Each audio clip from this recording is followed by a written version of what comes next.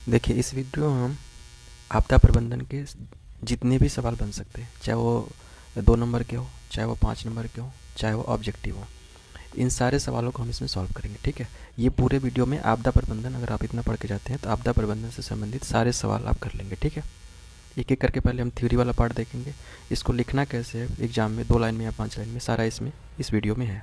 ठीक है, तो आप इसको ध्यान से, इस वीडियो को आप चाहिए तो नोट्स बना लीजिए, या इस वीडियो को 2 से 3 बार देख लेंगे तब भी आपका क्लियर हो जाएगा। ठीक है, आखिरी में इसके कुछ ऑब्जेक्टिव सवाल भी कराए गए जो पिछले इस साल में आए हुए हैं, और बीच बीच में टॉपिक में भी कुछ कुछ महत्वपूर्ण सवालों को कराए गए। ठीक है, तो आप देखिए, सबसे पहले क्या है आपदा प्रबंधन। तो आपदा प्रबंधन में आपदा क्या है? तो यह एक ऐसी आकस्मिक घटना है, मतलब आकस्मिक का मतलब बिना बताए आएगी। ठीक है, अचानक से हो जाएगी। यह एक ऐसी आकस्मिक घटना है जो मानव जीवन, पर्यावरण, अर्थव्यवस्था को व्यापक नुकसान पहुंचाती है, मतलब बहुत बड़े स्तर पर नुकसान पहुंचाती है। इससे क्या होगा? सामान्य जनजीवन प्रभावित होता है। ठीक है, तो आपदा क्या है? यह एक ऐसी आकस्मिक घटना है जो मानव जीवन, पर्यावरण, अर्थव्यवस्था को व्यापक स्तर पर नुकसान पहुंचाती है। इससे सामान्य जनजीवन प्रभावित होता है। अब यह आपदा कितने प्रकार की होती है? तो आपदा मुख्यतः 2 प्रकार की होती है। एक है प्राकृतिक आपदा और दूसरा है मानव जनित आपदा।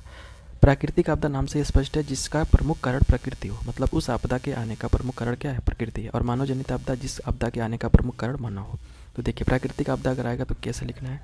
यह एक ऐसी आपदा जिसका जिम्मेदार प्रकृति होती है, या आपदा का प्रमुख कारण प्रकृति होता है, प्राकृतिक आपदा कहलाती है। ठीक है, एक ऐसी आपदा जिसकी जिम्मेदार प्रकृति होती है, या आपदा का प्रमुख कारण प्रकृति होता है, प्राकृतिक आपदा कहलाती है। जैसे कि भूकंप, भूकंप प्रकृति के द्वारा ही आता है। बाढ़ हो गया, ज्वालामुखी हो गया, सुनामी हो गया, भूस्खलन हो गया, सूखा हो गया, चक्रवात हो गया, ये सब क्या है? प्राकृतिक आपदा। ठीक है, अब इसमें ऑब्जेक्टिव क्वेश्चन पूछेगा कि निम्नलिखित में से कौन सी प्राकृतिक आपदा नहीं है? तो इनके अलावा जो भी होगा, जैसे आतंकवाद मानव लाता है तो क्या हो जाएगा? मानव जनित आपदा। तो क्या क्या प्राकृतिक आपदा में? भूकंप है, बाढ़ है, ज्वालामुखी है, सुनामी है, भूस्खलन है, सूखा है, चक्रवात है। तो इस उदाहरण को आप लोग जरूर याद रखिएगा, ये ऑब्जेक्टिव में आएगा। ठीक है, कि कौन सी प्राकृतिक आपदा है, कौन सी प्राकृतिक आपदा नहीं है। अब अगला है मानव जनित आपदा। मानव जनित नाम से स्पष्ट है कि मानव के द्वारा घटित होने वाली आपदा को क्या कहते हैं? मानव जनित आपदा। ठीक है, अब इसमें देखिए, एक ऐसी आपदा जिसका जिम्मेदार स्वयं मानव होता है। ठीक है, एक ऐसी आपदा जिसका जिम्मेदार स्वयं मानव होता है, या उसकी कुछ गलतियां होती हैं जिसकी वजह से वो आपदा आती है, तो उसको बोलते हैं मानव जनित आपदा। तो एक ऐसी आपदा जिसका जिम्मेदार स्वयं मानव होता है या उसकी गलतियां होती है उसे मानव जनित आपदा कहते हैं। जैसे कि औद्योगिक दुर्घटना।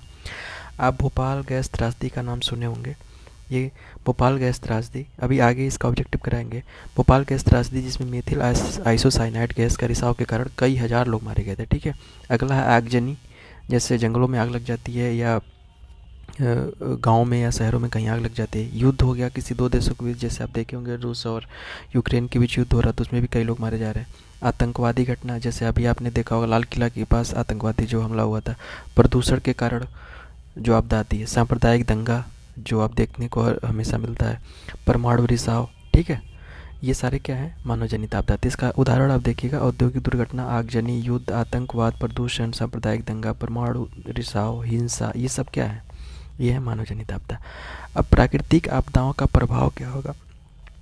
अगर सब्जेक्टिव में पूछेगा ये 2 नंबर में, प्राकृतिक आपदाओं के क्या प्रभाव होते हैं? तो पहला, मानव जीवन पर प्रभाव क्या पड़ता है? जनहानि होती है, बीमारियां होती हैं, पलायन होता है। तो जहाँ जहाँ मानव प्राकृतिक आपदा आएगी वहाँ पे लोगों को नुकसान होगा, लोग मरेंगे या उनको कुछ न कुछ नुकसान होगा। कई तरीके की बीमारियां फैलेंगी, जैसे कि बाढ़ आता है तो देखेंगे मलेरिया, डेंगू वगैरह फैलने लगते हैं।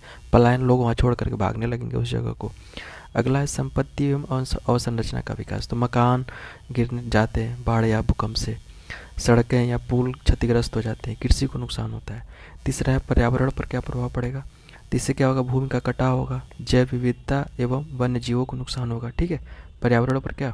भूमि का कटाव होगा तो पेड़ पौधों को नुकसान होगा, जैव विविधता को नुकसान होगा, वन्य जीवों को नुकसान होगा। अगला है आर्थिक व सामाजिक प्रभाव। इससे क्या है कि आपदा आती है तो गरीबी, बेरोजगारी, शिक्षा एवं स्वास्थ्य पर प्रभाव पड़ता है। ठीक है, तो ये 4-5 कारण है, इसमें से कोई एक दो भी आप लिख देंगे तो हो जाएगा। तो प्राकृतिक आपदाओं का मानव जीवन प्रभाव, संपत्ति और संरचना का नुकसान, पर्यावरण पर प्रभाव, आर्थिक एवं सामाजिक प्रभाव। ठीक है, अब देखिए भारत में आपदा प्रबंधन की संरचना क्या है? यह क्वेश्चन आपको लॉन्ग में भी पूछ सकता है, शॉर्ट में भी पूछ सकता है। तो आपदा प्रबंधन की संरचना देखिए, पहले राष्ट्रीय स्तर पर, तो राष्ट्रीय स्तर पर या पूरे देश में है। ठीक है, इसका नोडल मंत्रालय भारत सरकार का गृह मंत्रालय होता है। तो कई बार पूछेगा कि भारत में आपदा प्रबंधन की संरचना में राष्ट्रीय स्तर पर नोडल मंत्रालय कौन होता है? तो गृह मंत्रालय होता है। ठीक है, इसी गृह मंत्रालय के अंतर्गत एक एनडीआरएफ की टीम है। आप देखे होंगे कहीं भूकंप या सुनामी या कोई भी बाढ़ बड़े स्तर पे आती है तो एनडीआरएफ की टीम आती है, राष्ट्रीय आपदा प्रक्रिया बल, ठीक है। यह गृह मंत्रालय के अधीन है, यह राहत पहुंचाने का काम करती है। दूसरा है राज्य स्तर पर।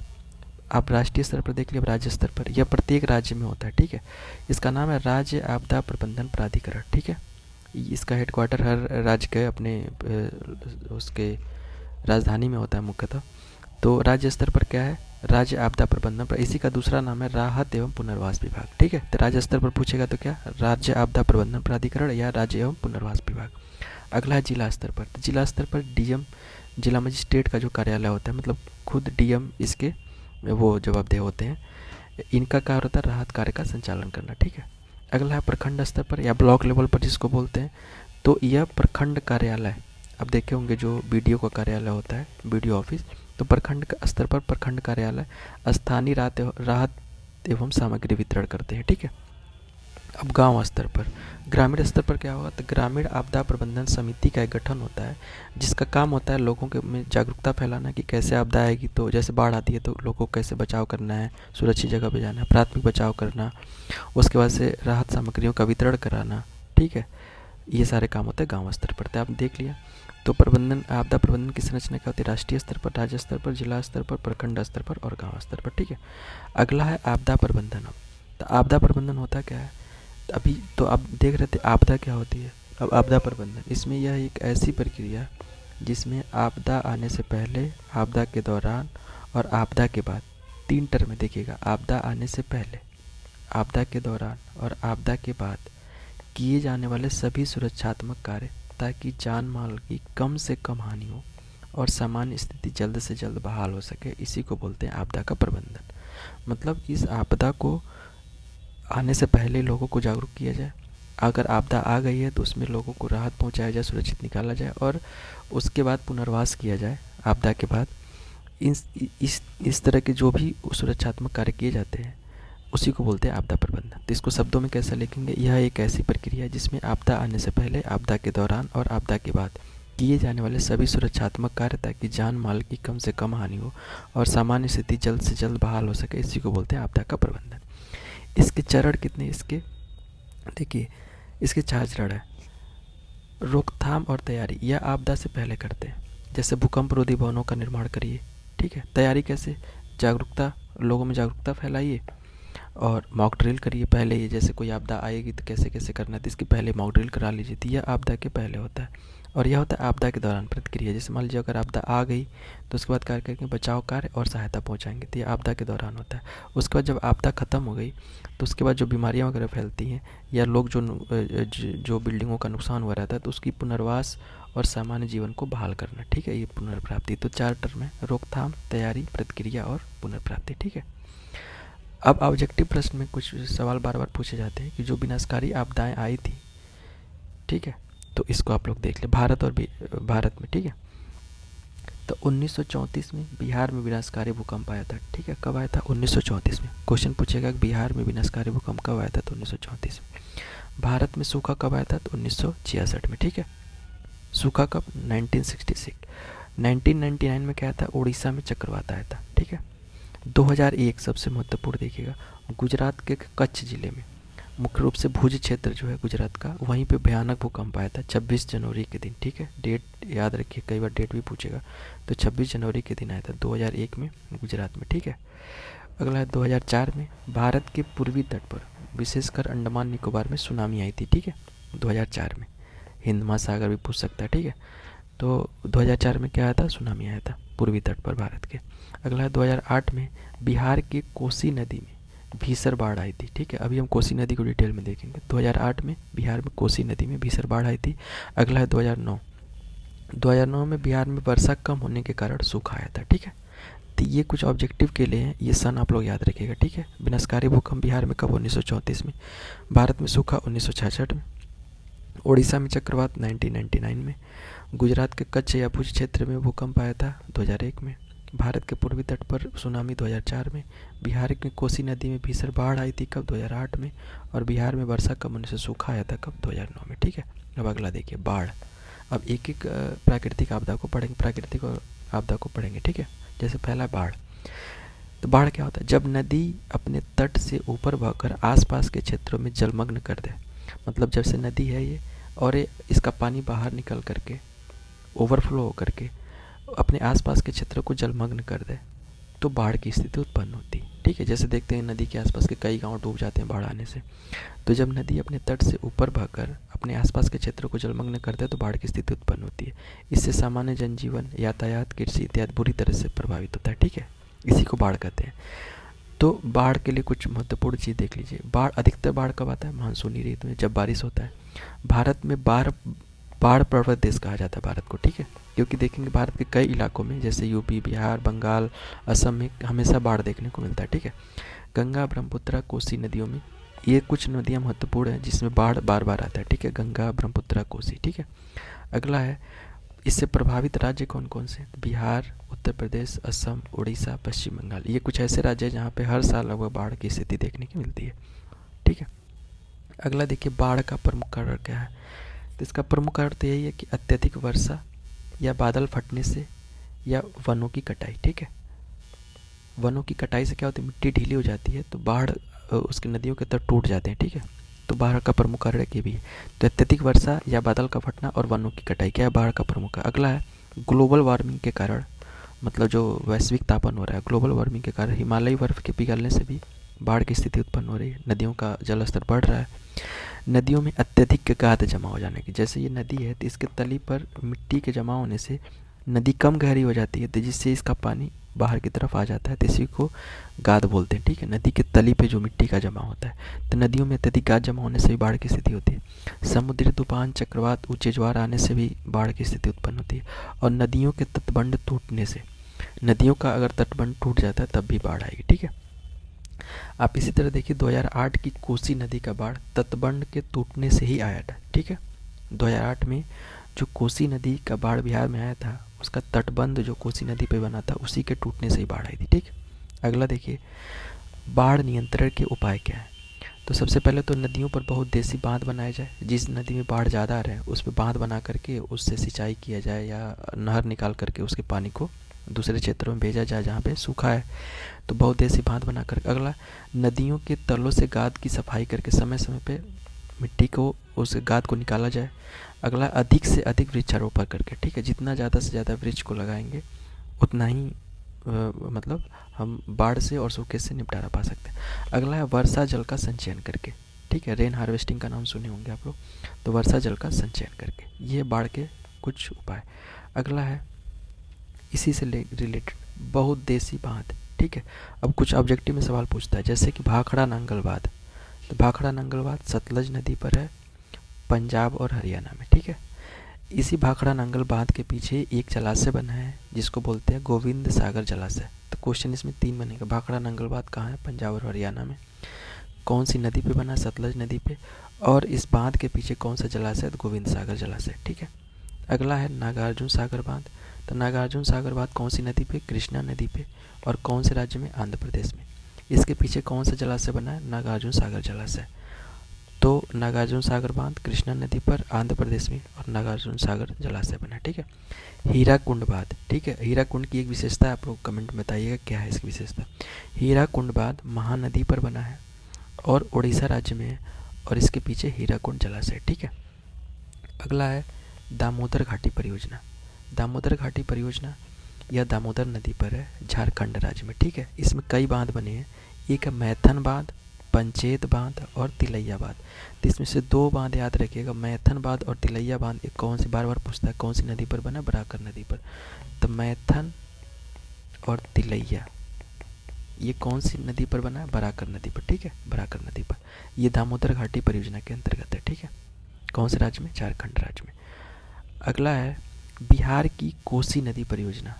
आप देखे होंगे बिहार की कोसी नदी में सबसे ज़्यादा बाढ़ आता है, तो इसकी एक कोसी नदी परियोजना चल रही है। इसमें कोसी मेची नदी को जोड़ना है, ठीक है। कोसी के जो अधिकतर जो पानी, एक्सेस पानी है, उसको मेची नदी में डाला जा रहा है। मतलब नदियों, जैसे एक नदी कोसी है और ये है मेची नदी, तो इसको आपस में जोड़ा जा रहा है, ठीक है। इसी को बोल रहे हैं कोसी मेची नदी परियोजना या कोसी नदी परियोजना, ठीक। अगला है सूखा।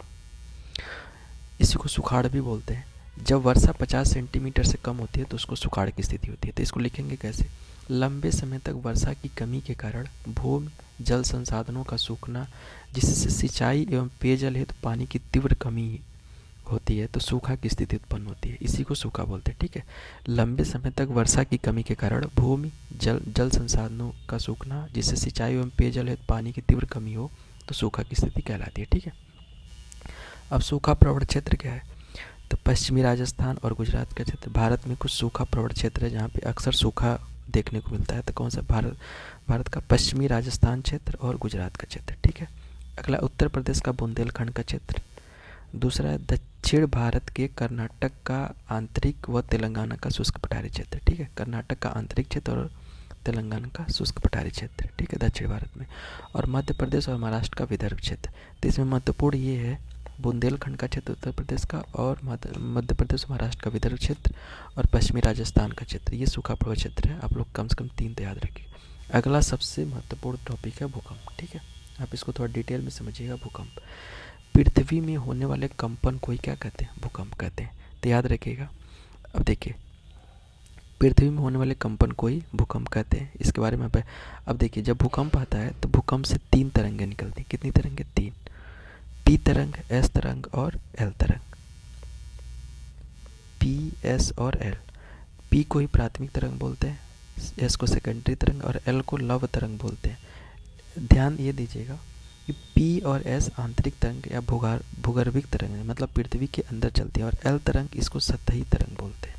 पृथ्वी के सतह के सबसे विनाशकारी तरंग पूछेगा तो यही है, विनाशकारी। सबसे विनाशकारी तरंग कौन सा है? एल तरंग है। ठीक है, सबसे पहले कौन सी तरंग निकलती है? प्राथमिक पी तरंग। ठीक, तो भूकंप के बारे में, पृथ्वी के आंतरिक भागों में होने वाले कंपन से, वो हलचल से पृथ्वी के सतह पर जो कंपन उत्पन्न होती है उसे ही भूकंप कहते हैं। ठीक है, अब देखिए, भूकंप का कारण क्या है?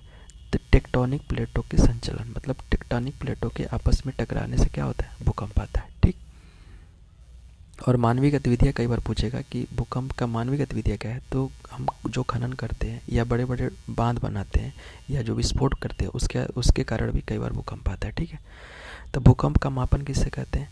तो भूकंप के लिए एक होता है रिएक्टर पैमाना और एक होता है मर्केली।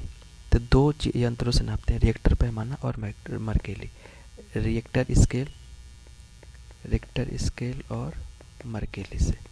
तो आप एक ही नाम याद रखिएगा, रिएक्टर स्केल। भूकंप किससे नापते हैं? रिएक्टर स्केल से। ठीक है, और जिससे मापते हैं इसको बोलते हैं सिस्मोग्राफ। ठीक, अब ये सब छोड़ दीजिए, बाकी देखिए, ये है भूकंप। यहाँ से भूकंप निकला, मतलब ये भूकंप का सेंटर है, तो इसको बोलेंगे अवकेंद्र या भूकंप का केंद्र। और सबसे पहले भूकंपी तरंग जहाँ पहुँचती है पृथ्वी के सतह पे, उसी को बोलते हैं भूकंप का अधिकेंद्र। तो बार बार एक क्वेश्चन पूछता है, भूकंप का अधिकेंद्र, तो जहाँ पे पृथ्वी की सतह पर जहाँ पे सबसे पहले भूकंपी तरंग पहुँचती है उसको बोलते हैं भूकंप का अधिकेंद्र। ठीक है, और जहाँ से भूकंप शुरू होता है उसको बोलते हैं अवकेंद्र या भूकंप का केंद्र। ठीक है, ये देखिए, प्राथमिक तरंग, द्वितीयक तरंग, और जो पृथ्वी की सतह पे चले उसको बोलते हैं एल तरंग। ठीक, अब देखिए, भारत में भूकंपी जोन है। भारत को कुल 4 भूकंपी जोनों में बांटा गया है, 2, 3, 4, 5। ठीक है, 4। तो कई बार क्वेश्चन पूछता है भारत को कितने भूकंपी जोनों में बांटा गया? 4 में। तो भूकंप 2, 3, 4 और 5 जोन। तो जो सबसे खतरनाक जोन है वो है भूकंप 5। तो भूकंप 5 कौन सा? एक तो हिमालयी का क्षेत्र और उत्तर पूर्वी, नॉर्थ ईस्ट। ठीक है, भारत का उत्तर पूर्वी क्षेत्र वाला, और ये गुजरात का भुज वाला क्षेत्र, ये सबसे खतरनाक जोन है। यहाँ पे सबसे ज़्यादा भूकंप आने की संभावना है। तो केवल इतना ही याद रखिएगा, सबसे खतरनाक 5 वाला है, और कुल 4 जोनों में बांटा गया, 2, 3, 4, 5, एक नहीं है, ध्यान रखिएगा। ठीक, अब भूकंप से बचाव के उपाय क्या क्या हैं? तो उपाय वही है, भूकंप रोधी भवनों का निर्माण किया जाए। मतलब भूकंप रोधी भवन, जैसे भवन आयताकार होने चाहिए, आकृति कैसी हो? आयताकार हो, और कंक्रीट के बनाए जाने चाहिए जो भूकंप रोधी भवन हो। भूकंप प्रभावित क्षेत्रों के लोगों को इससे बचने का प्रशिक्षण दें। मतलब भूकंप अगर आ जाए तो लोगों को उसके प्रशिक्षित करना पहले ही कि क्या क्या करना है। भूकंप से बचाव है तो झुको, ढको और पकड़ो, इस तकनीक का प्रयोग करना है। मतलब जैसे भूकंप आएगा तो किसी कोने में जाकर झुकना है और अपने सर को ढकना है और किसी चीज़ को पकड़ करके बैठे रहना जब तक भूकंप के झटके आ रहे हैं। ठीक है, इस तकनीक का प्रयोग करना है। अब एक अगला प्राकृतिक आपदा, इसका नाम है भूस्खलन। तो भूस्खलन, तो भूभाग का ढालू क्षेत्र या पहाड़ी क्षेत्र में मिट्टी या चट्टानों के ऊपर से नीचे की ओर खिसकने या गिरने या लुढ़कने की प्रक्रिया को क्या कहते हैं, भूस्खलन कहते हैं। यह ध्यान रखिएगा, यह केवल पहाड़ी क्षेत्रों में ही आता है या ढालू क्षेत्रों में आता है, ठीक है, भूस्खलन। तो क्या होता है, इसमें मिट्टी या चट्टानों के ऊपर से नीचे की ओर खिसकने, गिरने या लुढ़कने की प्रक्रिया को क्या कहते हैं, भूस्खलन। यह कहाँ आता है, मुख्यतः पहाड़ी क्षेत्रों में। अब सुनामी क्या है, सुनामी महासागरों में आने वाले भूकंप, महासागरों में आने वाले भूकंप कोई क्या बोलते हैं, सुनामी कहते हैं, ठीक है। बस इसमें इतना याद रखिएगा, सुनामी, महासागरों में आने वाले भूकंप कोई क्या कहते हैं, सुनामी कहते हैं। अब आगे वाटर सेट प्रबंधन या जल ग्रहण प्रबंधन, ये एक महत्वपूर्ण टॉपिक है, ये कई बार देख के आया हुआ है एग्जाम में। तो वाटर सेट प्रबंधन या जल ग्रहण प्रबंधन, यह एक ऐसी प्रक्रिया है जिसमें नदी या किसी जल स्रोत के पूरे क्षेत्र के मिट्टी, पानी, वनस्पतियों का विवेकपूर्ण प्रबंधन किया जाता है ताकि बाढ़ एवं सूखे जैसी समस्याओं से निपटा जा सके। यह एक ऐसी प्रक्रिया है जिसमें नदी या किसी जल स्रोत मतलब जहाँ से पानी का निकास होता है, जहाँ मतलब पानी का स्रोत है जो, जिसे नदी या किसी जल स्रोत के पूरे क्षेत्र के मिट्टी, पानी या वनस्पतियों का विवेकपूर्ण प्रबंधन किया जाता है ताकि बाढ़ एवं सूखे जैसी समस्याओं से निपटा जा सके। इसी को बोलते हैं वाटर सेट प्रबंधन या जल ग्रहण प्रबंधन। तो इसकी प्रमुख गतिविधियाँ क्या क्या है, वर्षा जल का संचय, भूजल पुनर्भरण मतलब पृथ्वी के अंदर जो जल है उसको पुनः मतलब ऐसे करना है कि वाटर लेवल बना रहे। अगला मिट्टी व वनस्पतियों का संरक्षण, और जागरूकता व सामुदायिक भागीदारी और तकनीकी उपाय कुछ करेंगे, ठीक है। तो इसकी प्रमुख गतिविधियाँ क्या, वर्षा जल का संचयन, भूजल का पुनर्भरण, मिट्टी व वनस्पतियों का संरक्षण, जागरूकता एवं सामुदायिक भागीदारी और तकनीकी उपाय। बस वाटर सेट प्रबंधन में इतना याद रखिएगा कि यह क्या है, यह एक ऐसी प्रक्रिया है जिसमें नदी या किसी जल स्रोत के पूरे क्षेत्र के मिट्टी, पानी, वनस्पतियों का विवेकपूर्ण प्रबंधन किया जाए ताकि बाढ़ व सूखे जैसी समस्याओं से निपटा जा सके। इसमें प्रमुख गतिविधियाँ क्या है, वर्षा जल का संचयन किया जाए, भूजल का पुनर्भरण किया जाए और मिट्टी और वनस्पतियों का संरक्षण किया जाए, ठीक है। जागरूकता फैलाई जाए इसके प्रति और तकनीकी उपाय किया जाए। अगला है आपदा प्रबंधन में ग्राम पंचायत की भूमिका क्या है, ग्राम पंचायत की भूमिका। अगर आपदा प्रबंधन किया जा रहा है तो उसमें ग्राम पंचायत क्या अपना रोल निभाएगा। तो सबसे पहले आपदा आने से संबंधित पूर्व चेतावनी देने का काम इसी का है। जैसे मान लीजिए किसी इलाके में बाढ़ आती है तो ग्राम पंचायत का ही काम है कि बरसात के मौसम में, मानसून के मौसम में लोगों को चेतावनी दे कि बाढ़ आने की संभावना है ताकि लोग सतर्क रहें। दूसरा, लोगों में बचाव हेतु जागरूकता फैलाए, लोग कैसे बचेंगे अगर आपदा आती है, तो इसका भी काम ग्राम पंचायत का है। राहत शिविरों का प्रबंधन करना भी क्या है, ग्राम पंचायत की भूमिका है। भोजन, पानी, प्राथमिक सहायता प्रदान करना भी किसका काम है, ग्राम पंचायत का ही काम है। पुनर्वास व पुनर्निर्माण सहायता करना भी किसका काम है, ग्राम पंचायत। तो इसमें कम से कम 4 याद रखिएगा आप लोग, आपदा आने से संबंधित पूर्व चेतावनी देना, लोगों में बचाव जागरूकता फैलाना, राहत शिविरों का प्रबंध करना और भोजन, पानी, प्राथमिक चिकित्सा सहायता प्रदान करना भी क्या काम है, ग्राम पंचायत का काम है। अब देखिए कुछ महत्वपूर्ण ऑब्जेक्टिव हैं। भूकंप रोधी भवनों की आकृति कैसी होनी चाहिए, तो आयताकार होनी चाहिए। कैसी होनी चाहिए, आयताकार। अगला है बिहार की शोक नदी किसको बोलते हैं, तो कोसी को। शोक नदी बिहार की। बंगाल की शोक नदी किसको बोलते हैं, दामोदर नदी को, ठीक है, याद रखिएगा। सबसे अधिक मार्ग परिवर्तन के लिए कुख्यात नदी कौन सी है, कोसी नदी है, ठीक है, बिहार की कोसी नदी। भूकंप किस प्रकार की आपदा है, तभी आप ऊपर देखें कौन सी आपदा है, प्राकृतिक आपदा है। महाराष्ट्र में भूकंप आने का क्या कारण था, अगर आप लोगों को पता हो तो बताइए। महाराष्ट्र में भूकंप आने का प्रमुख कारण क्या था, तो महाराष्ट्र में भूकंप आने का प्रमुख कारण था कोयना बांध का निर्माण। क्या था, इसका उत्तर लिखिए, यह आया हुआ सवाल है, कोयना बांध का निर्माण,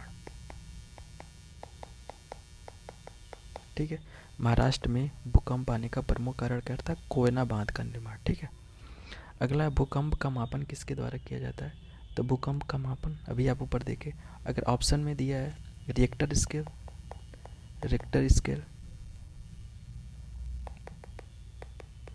या सिस्मोग्राफ, इसी को बोलते हैं सिस्मोग्राफ, ठीक है। किसके द्वारा, स्केल के द्वारा मापा, रिक्टर स्केल द्वारा, और किस विधि द्वारा, सिस्मोग्राफ, ठीक है। भोपाल गैस त्रासदी कैसी आपदा थी, तो आपको अभी ऊपर देखे ये मानव जनित आपदा थी। मानव जनित मतलब मानव की गलतियों की वजह से ये मिथाइल आइसोसाइनाइड गैस का रिसाव हुआ था। कब, 1984 में, मध्य प्रदेश में हुआ था। मध्य प्रदेश के भोपाल में 1984 में यह भोपाल गैस त्रासदी थी जिसमें मिथाइल आइसोसाइनाइड गैस का रिसाव हुआ था। यह एक मानव जनित आपदा थी। ठीक है। बिहार में भूकंप कब आया था? अभी आपने देखा बिहार में भूकंप कब आया था? 1934 में। सुनामी का प्रमुख कारण क्या है? सुनामी का प्रमुख कारण क्या है? समुद्र में भूकंप का आना। समुद्र में भूकंप का आना। ठीक है। सूखे से बचाव की मुख्य तरीका क्या है? तो सूखे से बचाव का मुख्य कारण है नदियों को आपस में जोड़ना। मतलब इसमें अगर सूखे से बचना है तो क्या करेंगे? नदियों को आपस में जोड़ना। अभी आपने देखा कोसी मेची इसी तर्ज पे है। कोसी मेची जो नदी परियोजना चल रही है, तो कोसी का जो अधिकांश पानी है वो मेची में, क्योंकि मेची में कम पानी है तो नदियों को जोड़ना ताकि इससे बाढ़ भी कम हो जाएगा और मेची में जो सूखा आ रहा है मेची नदी के पास, इससे सूखे से भी निपटा। तो कोसी। बिहार का कौन सा क्षेत्र बाढ़ग्रस्त है? तो उत्तरी बिहार। और सूखे का मुख्य कारण क्या है? तो सूखे का मुख्य कारण है वर्षा की कमी। अभी आपने ऊपर देखा 50 सेंटीमीटर से कम वर्षा होती है तो वहाँ सूखे की स्थिति होती है। सूखे का मुख्य कारण क्या है? वर्षा की कमी। अब एक आप लोगों के लिए सवाल है, आप सर्च करके कमेंट में करिएगा, कुशहा तटबंध किस नदी पर है? कुशहा तटबंध किस नदी पर है? बाकी आपदा प्रबंधन में इतना सफिशिएंट है। आप लोग इस वीडियो को 2 से 3 बार या इसका